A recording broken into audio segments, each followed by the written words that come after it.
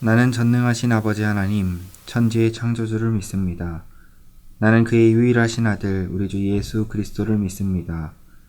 그는 성령으로 잉태되어 동정녀 마리아에게서 나시고 본디오 빌라도에게 고난을 받아 십자가에 못 박혀 죽으시고 장사된 지 사흘 만에 죽은 자 가운데서 다시 살아나셨으며 하늘에 오르시어 전능하신 아버지 하나님 우편에 앉아 계시다가 거기로부터 살아있는 자와 죽은 자를 심판하러 오십니다. 나는 성령을 믿으며 거룩한 공교회와 성도의 교제와 죄를 용서받는 것과 몸의 부활과 영생을 믿습니다. 아멘.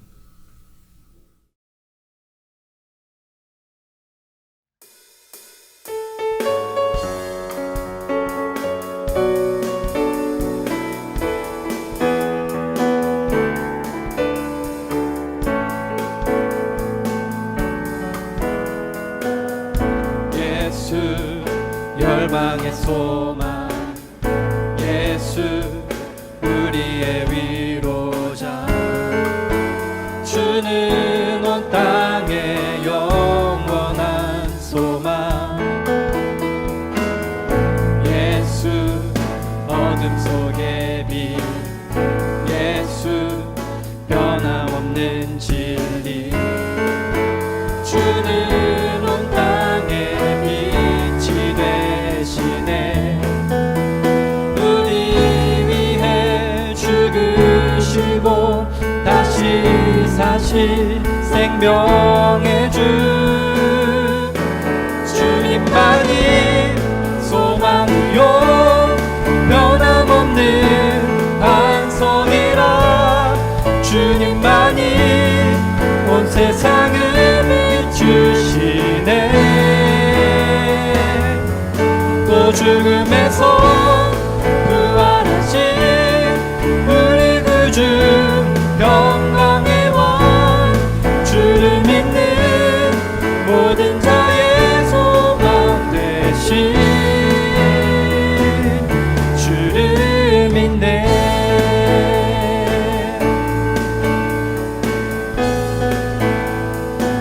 예수 열방의 소망, 예수 열방의 소망, 예수 우리의 위로자, 주는 온 땅의 영원한 소망.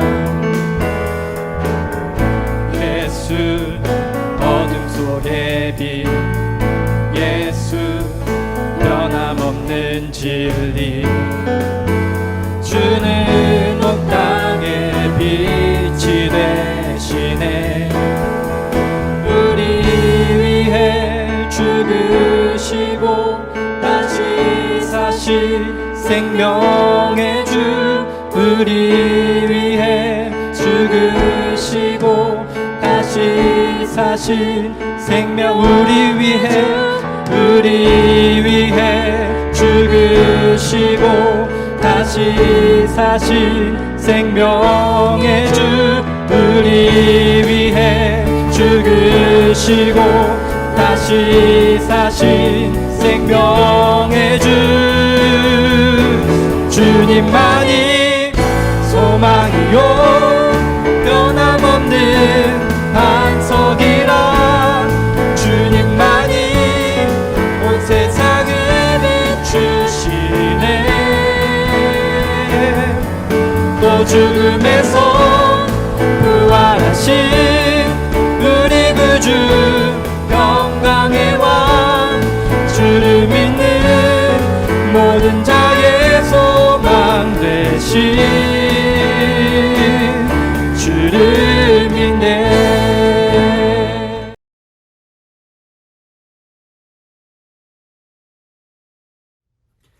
할렐루야, 사랑하는 우리 대형교회 청년부 여러분 반갑습니다. 오늘도 즐겁고 복된 주일 보내시기를 바랍니다. 온라인 예배로 드려지는 오늘 예배 가운데에도 하나님께서 분명히 우리에게 복 주실 줄로 믿습니다. 여러분, 우리가 부활주일을 맞이하고 이제 기쁨의 50일이 시작되었습니다. 시작된 지 이제 한 주가 지났지요. 여러분, 지난 한 주 부활의 기쁨을 세상 가운데 전하는 삶을 사셨나요? 우리가 기쁨의 50일을 시작하면서 또 말씀 필사를 새롭게 다시 시작했습니다. 그 말씀을 가까이 함을 통하여서 하나님과 귀한 교제 또한 누리고 계신가요?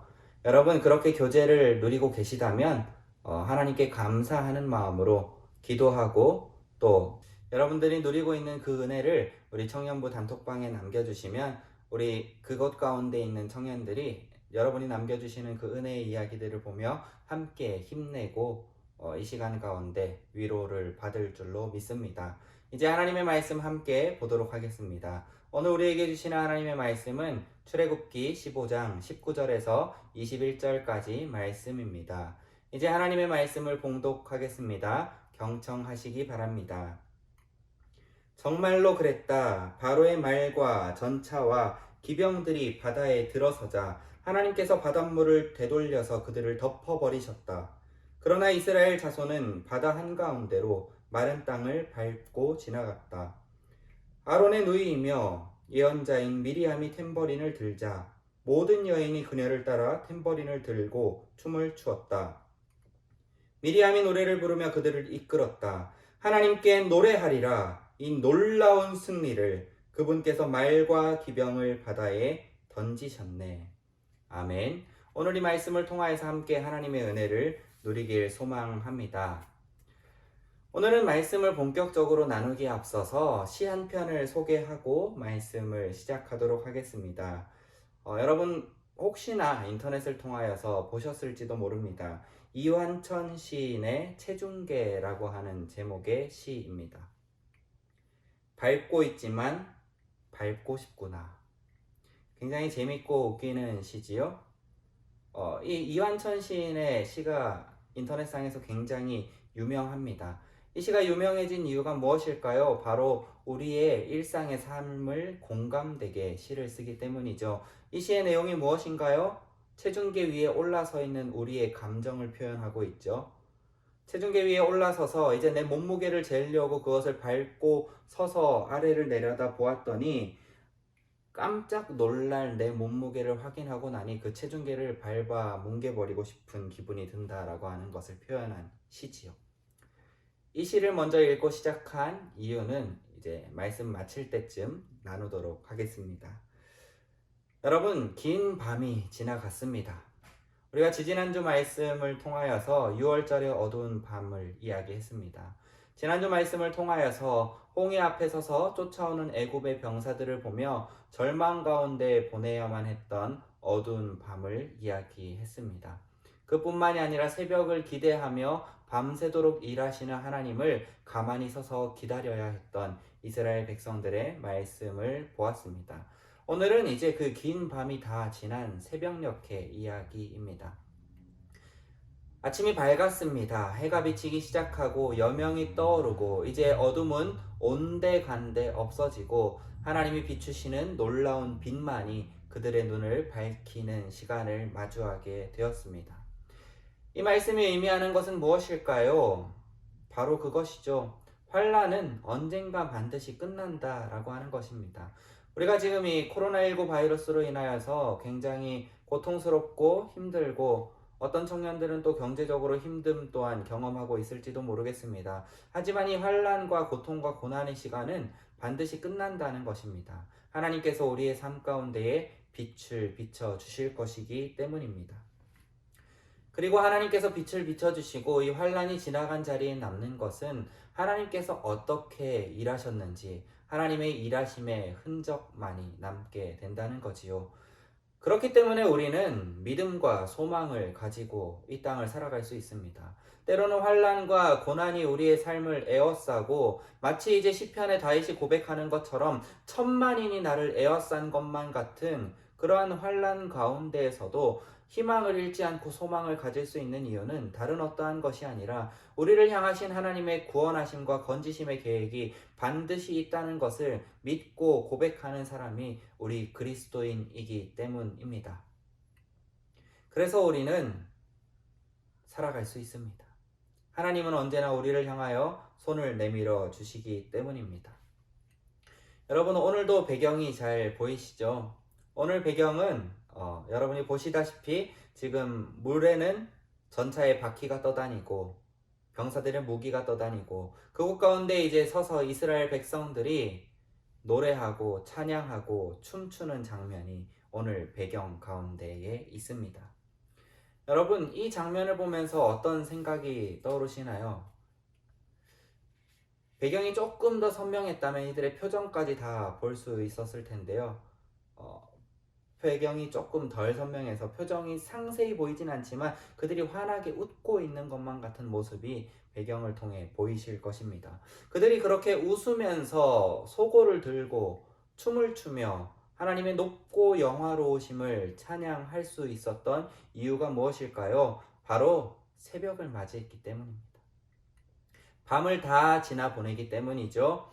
물 가운데에, 홍해 바다 가운데에 떠 있는 전차의 바퀴와 그들의 무기가 보이기 때문에 더 이상 우리의 생명을 위협하고 우리를 고통과 절망 가운데로 몰아넣었던 그 애굽의 군사들이 없다라고 하는 그 해방감이 그들 가운데 기쁨을 주었고 즐거움을 주었고 하나님의 이름을 노래하게 만들었던 것입니다. 하나님은 우리의 삶 가운데 그렇게 반드시 역사하십니다. 하나님은 일하신다는 거죠. 언제나 늘 졸지도 주무시지도 아니하시고 우리를 위하여서 일하신다는 것입니다.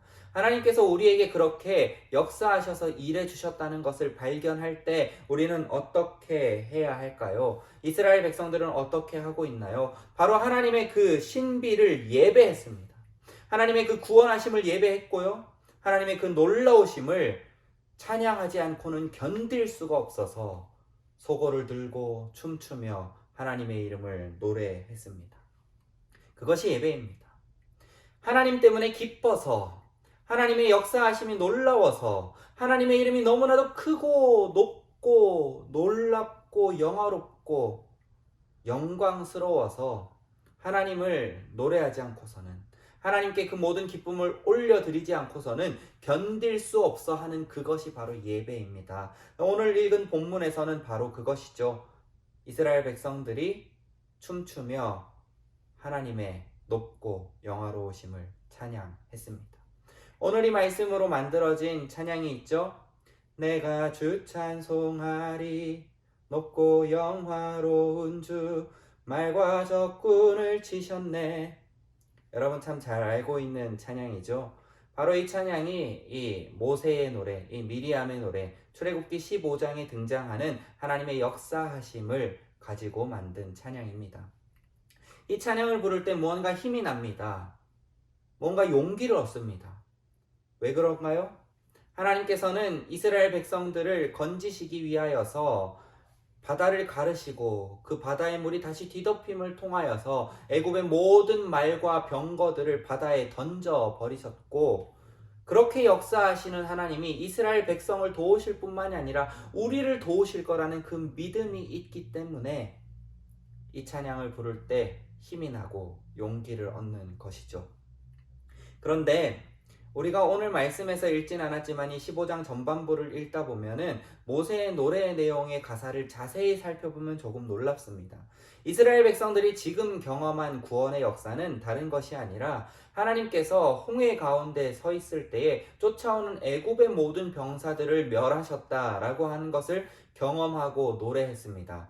그런데 그 뒤의 가사를 잘 살펴보면 하나님께서 블레셋도 치실 것이고 에돔도 치실 것이고 모압도 치실 것이고 가나안까지 두려워 떨게 만드실 거라는 믿음의 고백을 모세가 하는 것을 볼 수가 있습니다. 여러분, 우리는 이것을 노래해야 합니다. 하나님께서는 지금도 우리를 도우시고 우리의 삶 가운데 역사하시지만 지금 이미 내 삶에 이루어진 구원의 역사만을 노래하는 것이 아니라 앞으로 내 삶 가운데 이루어 가실 그 하나님의 구원의 역사를 노래할 수 있는 믿음이 우리 가운데 필요하다라고 하는 것입니다. 모세에게는 그 믿음이 있었던 것 같습니다. 그가 경험한 사건은 홍해 바다가 갈라지는 사건이었지만 그뿐만이 아니라 가나안 땅 들어가기까지 하나님께서 그들 가운데 하실 일을 미리 믿고 믿음으로 고백하고 찬양하는 모습을 바라볼 수 있습니다. 앞으로 행하실 하나님의 일을 고백하는 것이지요. 여러분, 하나님은 일하기를 쉬지 않으시는 분이십니다. 지금도 일하시고요. 어제도 일하셨고요. 앞으로도 일하실 분이 하나님이시기 때문에 우리는 그 하나님의 높고 영화로우심을 찬양해야 할 의무가 있는 거죠.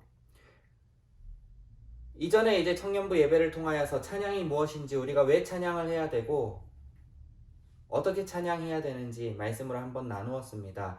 그러면서 나누었던 말씀이 있지요. 이사야서 43장 21절 말씀, 하나님께서 우리를 창조하신 목적이 우리를 통하여서 하나님을 찬양하게 하기 위함이다 라고 하는 그 귀한 말씀. 찬양은 선택이 아닙니다. 찬양은 우리의 의무입니다. 하나님은 우리를 구원하셨기 때문에 우리는 가만히 있을 수 없는 것이지요. 찬양해야 하는 것입니다. 그러면 우리는 무엇을 노래해야 하는 것일까요? 어떻게 노래해야 하는 것일까요? 저는 예전에 이런 꿈을 꾼 적이 있습니다. 천관용 목사님처럼 되고 싶었습니다. 찬양을 작곡과 작사를 하고 싶었고요. 제가 작곡하고 작사한 그 찬양을 하나님께 드리고 싶은 욕심이 있었습니다. 욕심이라고 표현했지요. 나의 자람을 드러내고 싶었던 것이죠.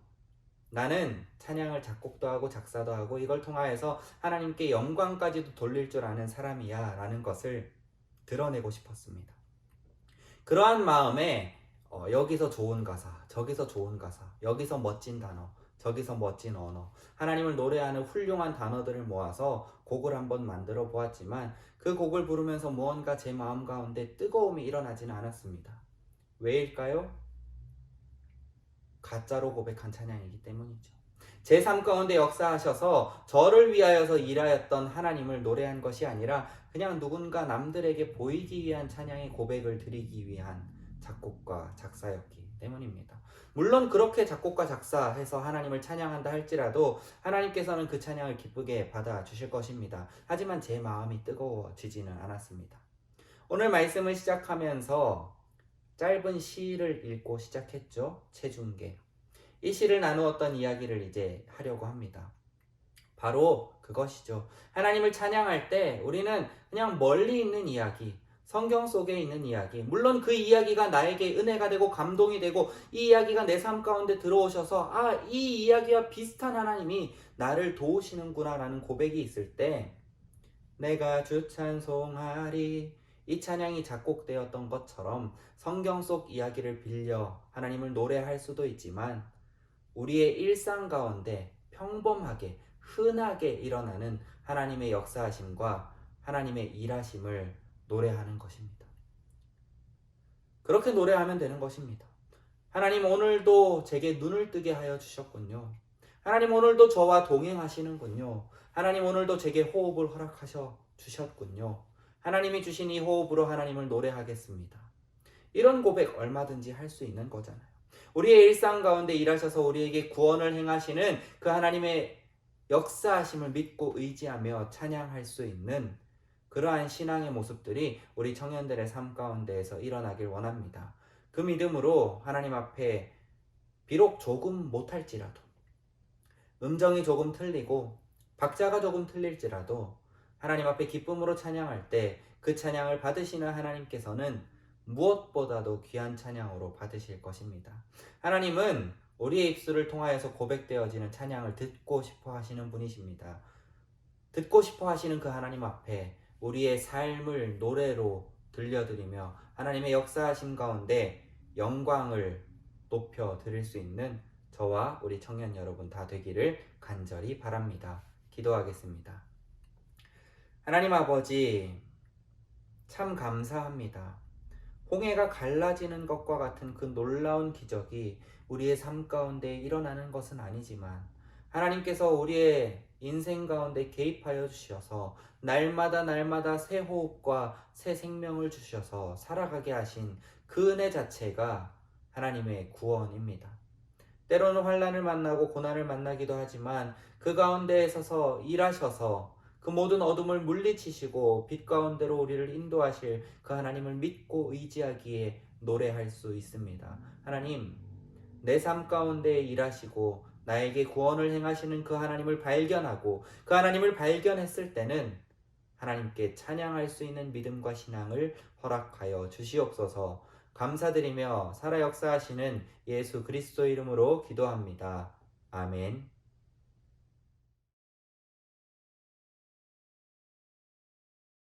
하늘에 계신 우리 아버지, 아버지의 이름을 거룩하게 하시며 아버지의 나라가 오게 하시며 아버지의 뜻이 하늘에서와 같이 땅에서도 이루어지게 하소서.